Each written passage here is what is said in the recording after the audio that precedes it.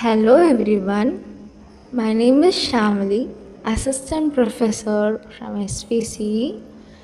Today we are going to see about the recap session of Computer Vision in Unit 3. So we can start with that. Introduction to 3D Reconstruction. Today we are diving into the fascinating world of 3D reconstruction. Think of it as a teaching a computer to see the world in 3 dimensions, just like we do. Its core, it's a process of taking flat 2D image data, like a photo you would take with your phone, and using it to build a full 3D model of a real object or a scene. The key to all of this is a depth informations. Our brains naturally perceive depth between two objects because we have two eyes, but computers have to use a clever technique to infer it. The broad term for many of these methods is shape from X, as we discussed before, where X is a visual cue we use basically. So whether it's a shading texture or even motion, this is not just a cool party trick, it's a foundational problem in a computer vision with a huge range of applications, from robotics to medical imaging to the AR and VR we all love. So, how do we get this depth information? We can either use passive method, which rely on the light already in the environment, or active method, which project their own light patterns onto the scene. The final output can be represented in a few ways. We can create a point cloud, which is a collection of vertices in a 3D space, or a mesh which connects these points with edges and faces to form a surface. Another option is a volumetric model that represent the space itself with a tiny cube called voxels. The ultimate goal is to create a digital twin that is so accurate and complete it's almost indistinguishable from the real things. It's a challenging inverse problem as we trying to figure it out, both the object shapes and its appearance from limited informations, but the results are truly amazing. I just cope up with the points, the overall points of this unit, with the short terms about that. Next, we can see about the shape from X from the basics, like a group of techniques called shape from X, which all try to infer at a 3D shape from just a single 2D images. It's a bit that a detective puzzle where X is a clue we follow. The first one is a shape from shading. So these techniques look at how the brightness of an object changes by assuming we know where the light source is and what the object material is. We can figure out the surface orientation. A change in a brightness means a change in the surface normal. Next is shape from texture. This method relies on the fact that a uniform texture will look different on a curved surface. For example, a checkerboard patterns will look smaller or denser as it recedes into the distance, and we can use that scene this in your mobile portrait mode by taking multiple images at a different focus setting. We can tell what it is in and out of focus, which tells us how far away things are from the camera's focal plan. We all have shape from motion, where we analyze how objects seem to move in a video. A principle is simple. Objects closer to the camera appear to move faster than objects further away. It is an easy way to infer the 3D structure. Finally, there is a shape from silhouette. This is a rough but quick way to build a 3D volume. So you take picture of an object from a different angle and use its outline to carve a 3D shape out of a virtual cube. Each of these techniques have its own strength and weakness. So in the real world applications, we often combine them for more robust and accurate result.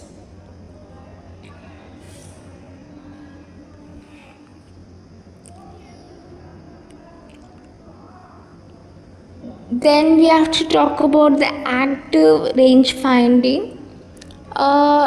In that, now let's talk about the while passive methods relies on available light.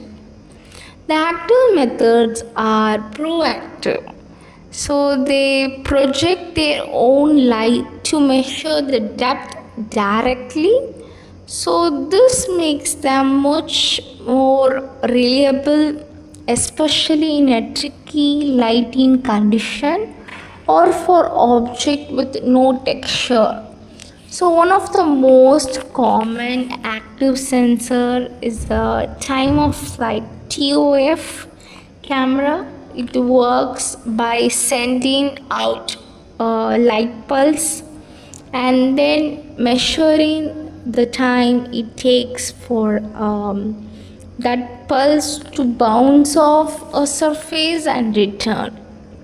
Since light travels at a known speed, a simple calculations gives us a distance. So every pixel in a TOF sensors gets its own depth value. Examples include the Microsoft Kinesis 2 and Intel RealSense. Another popular method is a structured light. Here we project a known pattern like a grid or a series of lines onto a scene. A camera then captures the distortion of that pattern as it's wrapped around the object. We use these deformations to calculate depth with a technique called the triangulation. We have seen this in action with the Microsoft Kinect 1 and even in Apple's Face ID for very high precision. We have LiDAR, which stands for the light detections and ranging. LiDAR sensors fires thousands of tiny laser pulses per second and measures the return time for each one. This creates an incredibly accurate and dense 3D point cloud, which is why it is a key technology of autonomous vehicle. Even stereo cameras can be considered active if they use only an infrared pattern projector.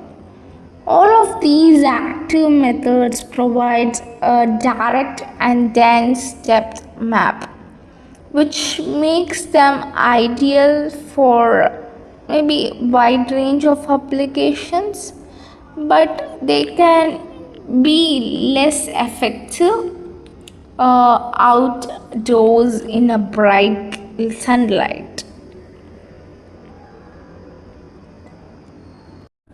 Next, we can talk about the surface representations, the meshes. Once we have captured all our 3D data, we need a way to represent it digitally. So one of the most common and intuitive way is with a mesh. Think of it as a skin that stretches over 3D shapes. A mesh is a geometric model made up of three components.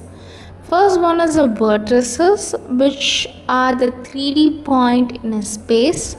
Second one is the edges, which connect these points, and the faces, which are the polygons, usually triangle or quads. So formed from the edges basically. So the triangle meshes are the most popular because triangles are always flat and cannot wrapped with simplifies calculations. The process of creating a mesh is pretty straightforward. First, we capture the data to get a point cloud, and then we connect the dots to form a surface. This triangulation steps is crucial, and algorithms like Delaunay triangulations are often used for it. So the meshes are fantastic for a few reasons. They are highly efficient for computer graphics and a standard format for video games. So they can also be either watertight or a non-watertight. A watertight mesh is a perfectly closed surface with no holes, which is what you need for a 3D printing or running simulations. We can also optimize the meshes by using the mesh simplification to reduce the number of polygons. So, which is great for improving performance and storage. Ultimately, the quality of the mesh depends entirely on the accuracy and the density of the initial points we captured. So this is all about the surface representations regarding the mesh. So next we will see with the point-based representations. While meshes are a great way to represent a surface, a more fundamental representation is simply a point cloud that think it's of a raw or unprocessed data. A point cloud is just a collections of individual points or vertices in a 3D space, each with its own x and y z coordinates. Sometimes these points also have extra information like color or surface normal. The point clouds are what you get directly from active sensors like LiDAR or TOF cameras. So they are the most direct representations of the scan data because they don't contain any explicit connections between the points. So this makes them incredibly flexible but it also means they don't define a surface, because the raw data or the point cloud often need some processing before they can be used.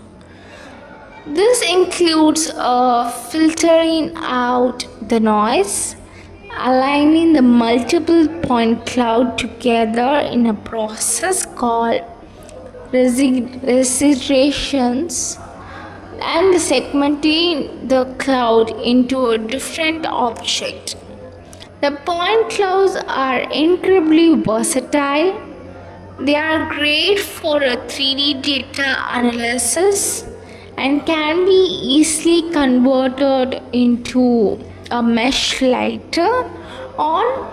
They can also be rendered directly in some applications. The main drawback is that since they don't define a surface, it is difficult to tell which side is in and which side is out. And the quality of your final model is completely dependent on how dense the initial point cloud is. So these are the things we have seen. Next, we are going to see about the volumetric representations. It's completely different way of representing a 3D data. Volumetric representations basically, instead of modeling the surface, these methods model the entire volume of the space an object occupies. We divide the space into a tiny or a uniform cubes called voxel, which is just a 3D equivalent of a 2D pixels. Each voxels can store a value like color or density.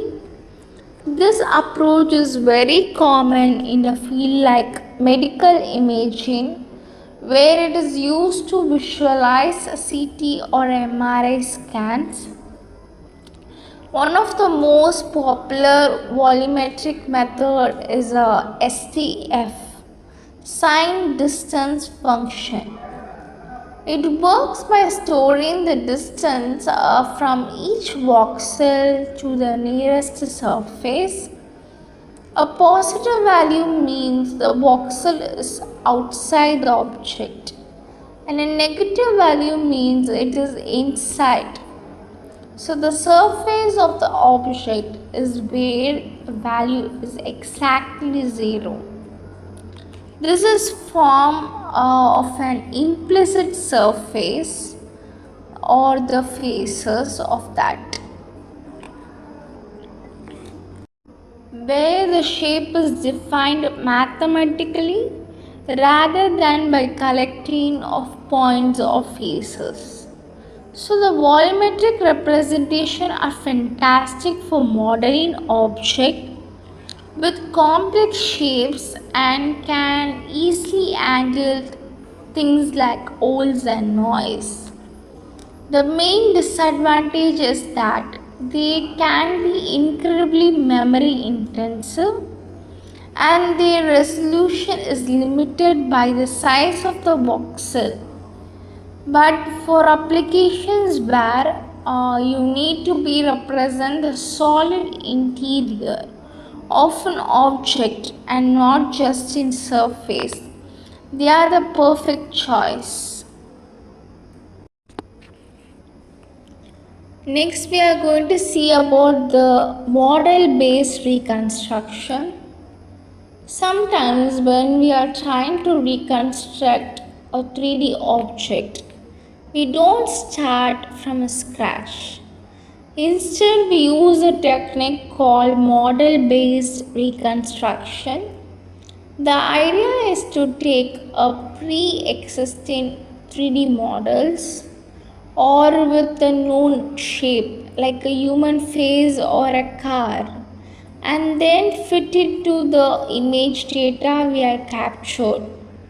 The process is a type of inverse problem We are trying to find the specific parameters that will be deform a generation model or the generic model to be perfectly match the object in the images.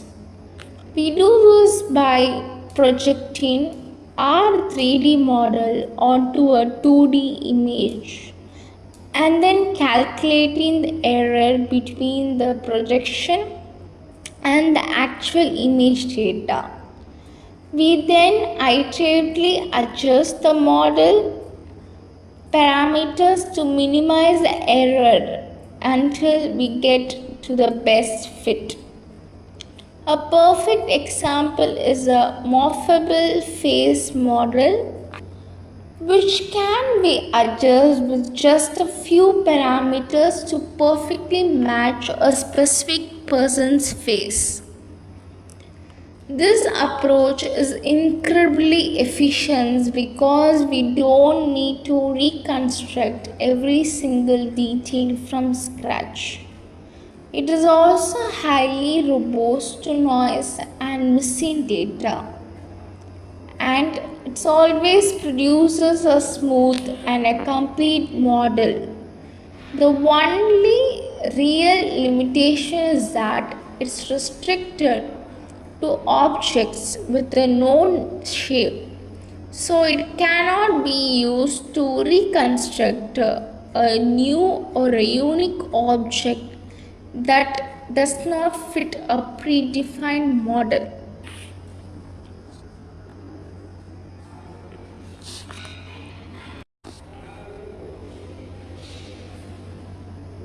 Next is recovering texture maps and albedos.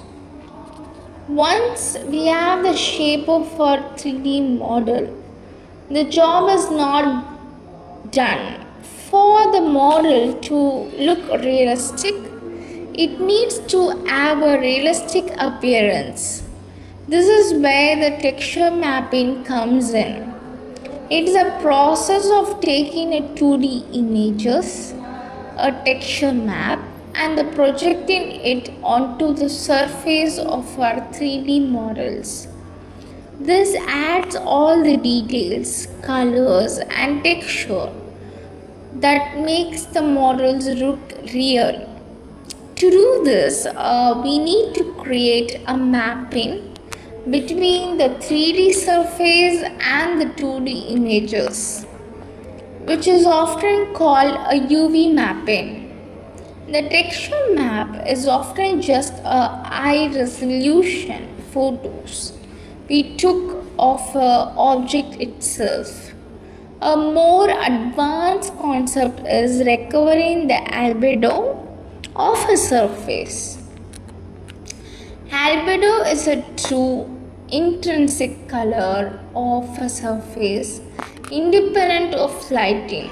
So think of about how a red car look differently in a bright sunlight versus in the shades of different sunlights or in the night moonlight.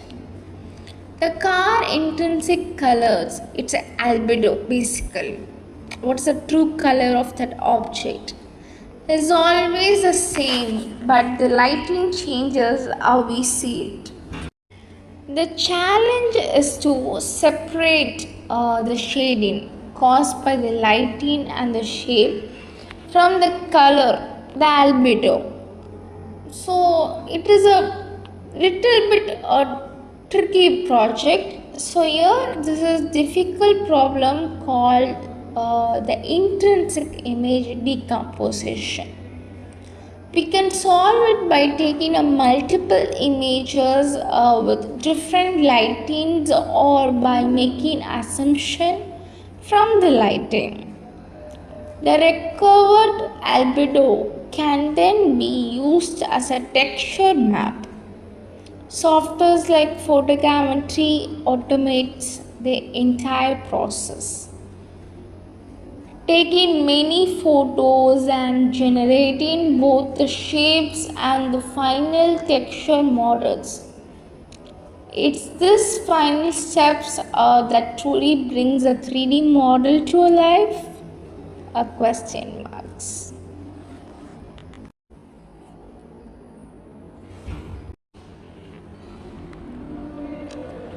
Next is depth estimation, that is epipolar geometry.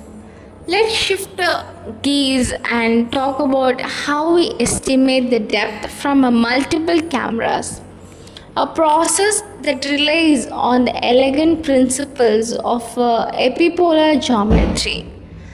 Think of it as a geometry of stereo vision.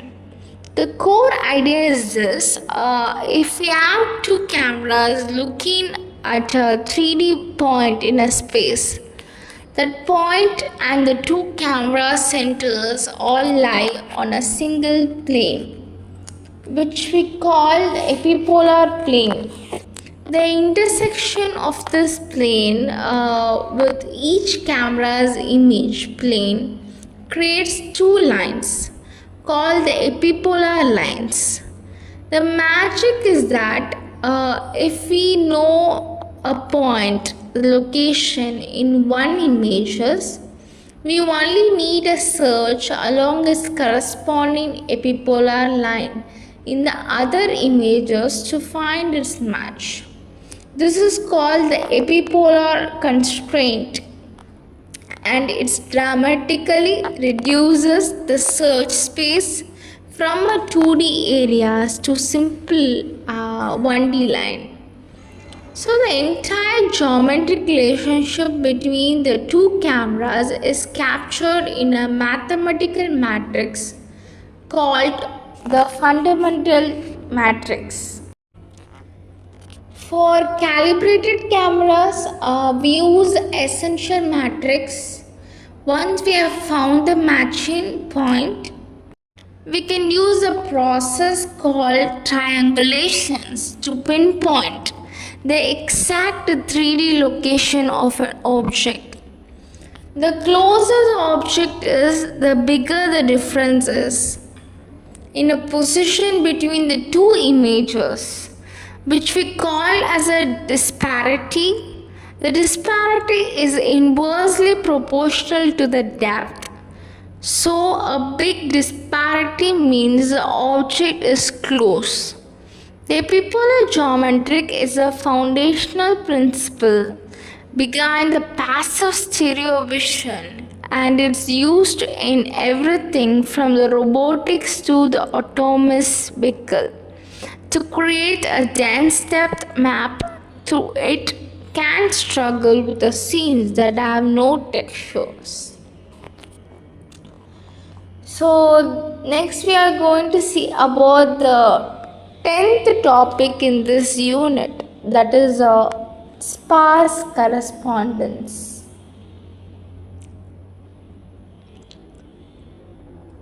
In many cases, we don't need to match every single pixel between two images. Instead, we can use more efficient methods called sparse correspondence. The idea is to find a few unique and distinct points in an image, which we call feature or key points. We use special features detectors like SIFT, SURF, and ORB to find these unique points. Once we have a key point, we create a descriptors, a numerical representation of a local area around the point that make it easy to make with the key point in another images. We find these correspondence by simply comparing the descriptors, because we are only matching a small number of key points. The process is very fast and computationally efficient.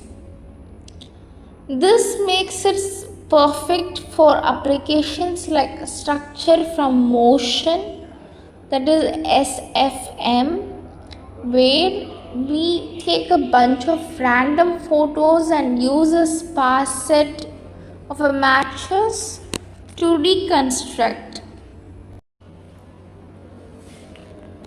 a skeletal 3D model of a scene. The sparse correspondence is also great because it's robust to change in scale, rotations, and lighting. The one critical step is to deal with the incorrect matches or outliers. A powerful algorithm called RANSAC is often used to reject these outliers and ensure we only use the best matches. While it provides a rough 3D structure, it is often the quick first step before we move on to the denser reconstruction methods.